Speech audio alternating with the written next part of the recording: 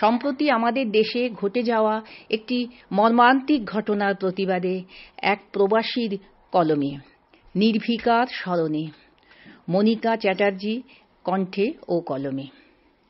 অসহ্য যন্ত্রণা, দম যেন হলো বন্ধ, নিকষ কালো আধার নেমেছে, দেয়াল দুর্ভেদ্য।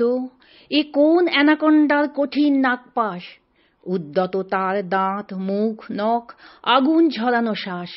আঁচড়ে কামড়ে নরম শরীর, রক্তাক্ত এক পিণ্ড। ক্ষতবিক্ষত এই দেহ দর্শনে ঈশ্বর স্তম্ভিত। আত্মরক্ষার ব্যর্থ প্রয়াস, সপ্তরথীর বুহ, মৃত্যু দেবতা মুক্তি দিল ভুল লুণ্ঠিত দেহ। নয়ে কর্ম মনুষ্যেতরের, গ্রহান্তরের জীব কি? এ যে নিশ্চিত কুটিল দূপের অমানবিক কীর্তি।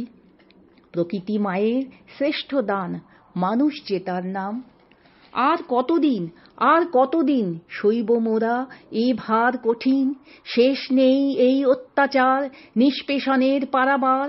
নারী নিছকই দুর্বলা তাই, সকল গুণের গুণী সেজে কিসে কমতি, আর কি চাই? অপমানিতা ধর্ষিতা তুমি, কারণ তুমি নারী, হয়তোবা এক কোমল শিশু বা তন্বী কিশোরী।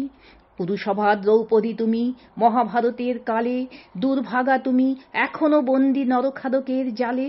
অনেক সয়েছি, আর নয়, প্রস্তুত করো তব দুর্গ, তোমার রক্ষা, তোমার লক্ষ্য, কঙ্কণ হাতে অস্ত্র। বিধাতা নয়, তুমিই দেবে কঠিন কঠোর শাস্তি, নরদানবের বিনাশ হলে তবেই মিলবে স্বস্তি। তিলোত্তমা চাই না আমরা, চাই সশস্ত্র সৈনিক। শত্রুরা সব ছদ্মবেশে ঘুরছে চতুর্দিক, তোমার হাতে বিনাশ তাদের, তুমিই দেবে নিদান, ঘরে ঘরে জন্ম নিক নির্ভীকা লোরেন।